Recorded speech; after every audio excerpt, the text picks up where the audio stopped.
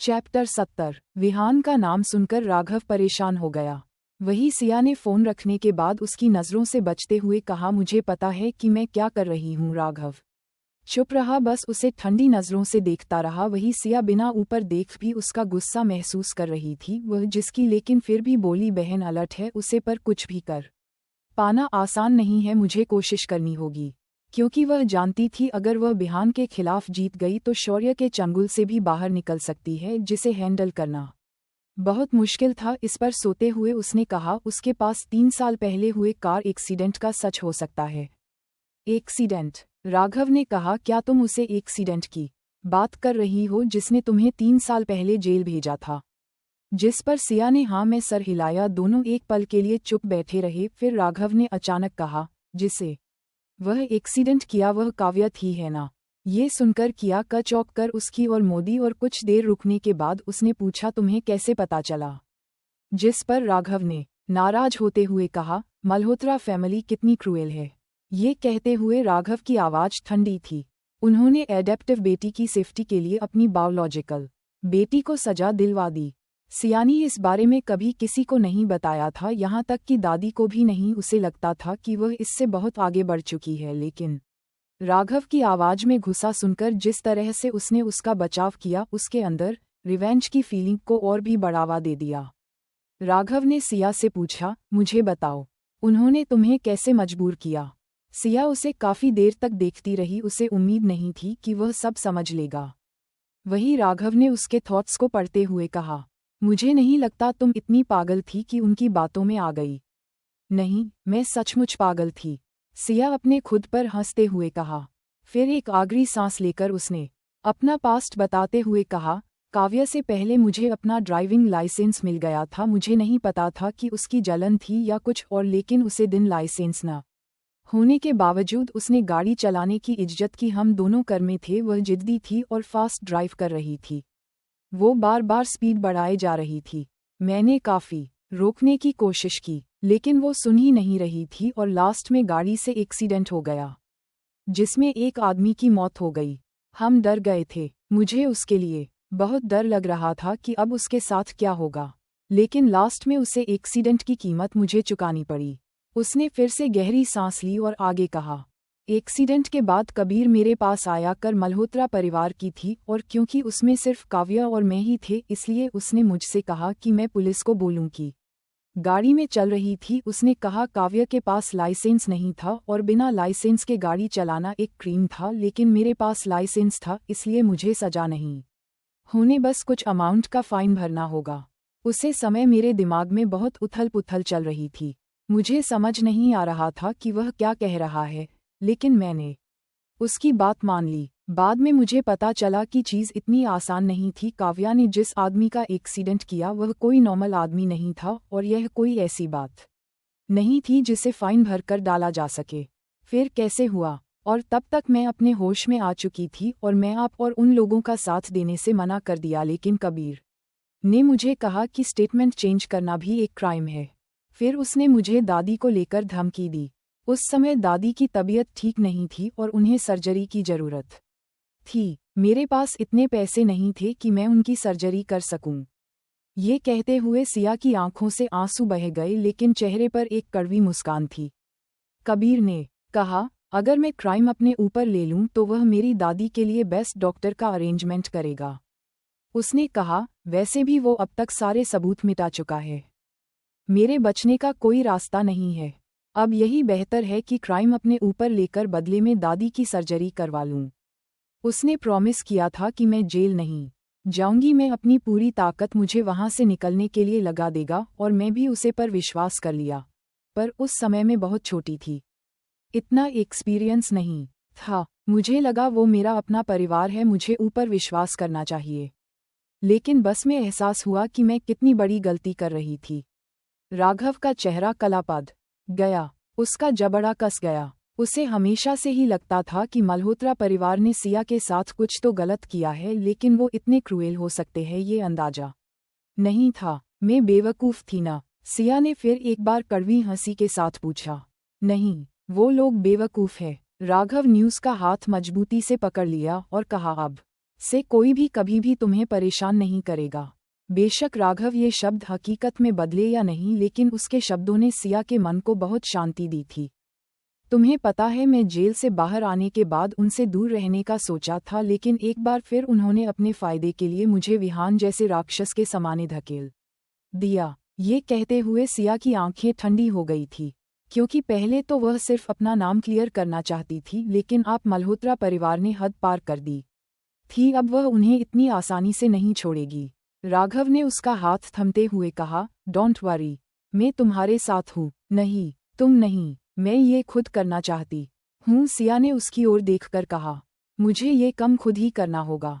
राघव ने उसे काफी देर तक देखा और फिर आखिरकार पीछे हट गया और कहा, ठीक है, अपने तरीके से करो। यदि इस समय ऋषभ या उसके और कोई साथ वहां होता तो राघव कहीं जेस्चर देखकर दंग रह जाते रहे। कभी कैसा आदमी था जो कभी समझौता नहीं करता था।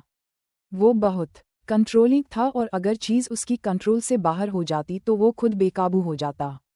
लेकिन सिया के साथ वो बेहद नर्म था।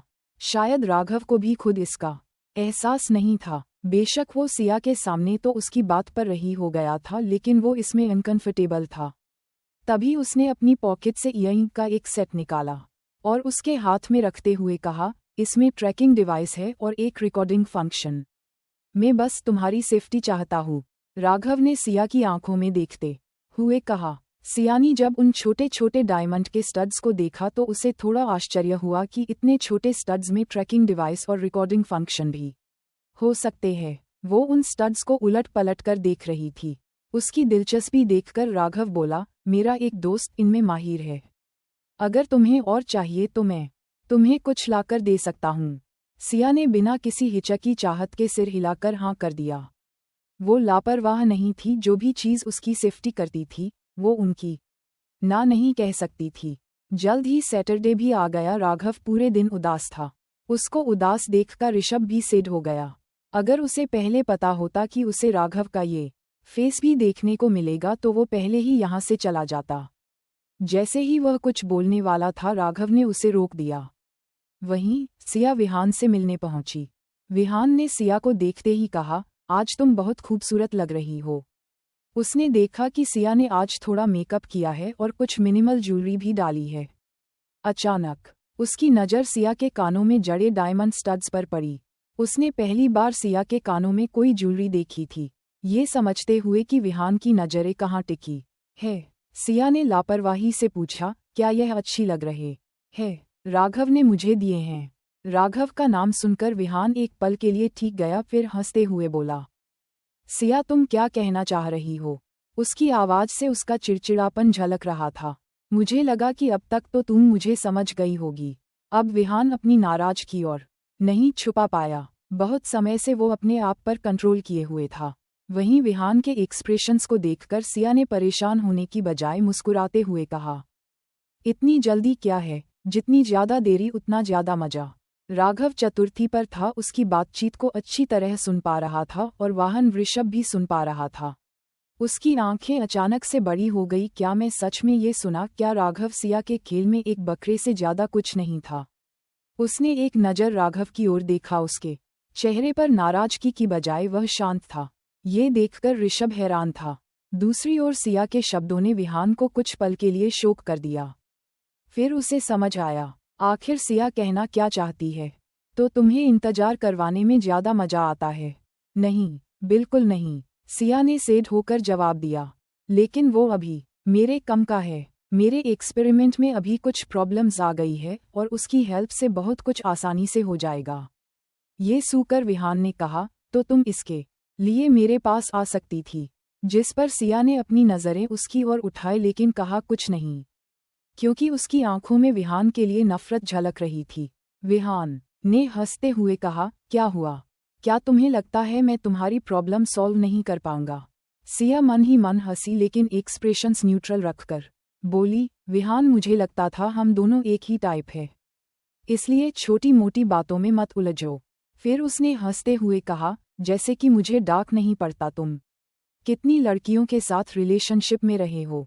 ये सुनकर विहान एक पल के लिए चुप हो गया और अब उसका सिया को देखने का नज़रिया बदल गया।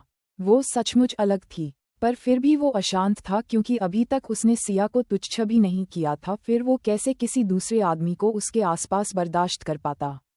ये सोचकर वह विवाहकी से बोला, ठीक है मैं इस टॉपिक को छोड़ रहा हूँ, लेकिन क्या तुम्हें नहीं लगता तुम मुझसे कुछ ज़्यादा ही दूर हो रही हो? उसका इशारा सद था। सिया तुरंत समझ गई। उसके चेहरे पर नफरत झलक आई, उसने से छुपाने की कोशिश भी नहीं की। उसने अपना सिर झुका लिया। क्या तुम मेरे करीब आने के लिए इतने तड़प रहे हो? क्या इतने सालों से एक ही काम करते करते तुम इससे ऊब नहीं गए हो? सिया के इन शब्दों ने वह को निशब्द कर दिया। वहीं ऋषभ ये बातें हैरानी से सुन रहा था। वह अपने आप से बोला, अरे यार क्या है, लड़की मन में जो आता है वह बोल देती है क्या? फिर वह राघव की ओर मुड़ा। उसे लगा अब तो कोई रिएक्शन देखने को मिलेगा, लेकिन उसकी आंखें तो खुशी से नाच रही थी। ये देख वो अपने आप से बोला, क्या ये पागल हो गया है? या वो लड़की, या दोनों? दूसरी ओर विहान शौक से बाहर निकला। अब वो खुद को रोक नहीं पाया और बोला, वो तुम्हारी बराबरी नहीं कर सकती। उसके लिए सिया अब तक की सबसे इंटरेस्टिंग लड़की थी जिनसे वो अभी तक मिला था। जिस पर सिया ने सपाट लेजी में कहा, अभी नहीं, जब भी मेरा मूड हो तब। बस उम्मीद है कि उस समय तुम इसे संभल पाओ। जिस पर विहान की स्माइल बड़ी हो गई और वो बोल, चिंता मत करो, मैं तुम्हें निराश नहीं करूंगा। अब क्या करेगी सिया, जानने के लिए सुनते रहिए मेरी कहानी का अगला एपिसोड और कमेंट करके बताइए मेरी स्टोरी आप लोगों को कैसी लगी। लाइक कीजिए, शेयर कीजिए, कमेंट कीजिए और सब्सक्राइब करना ना भूलिए।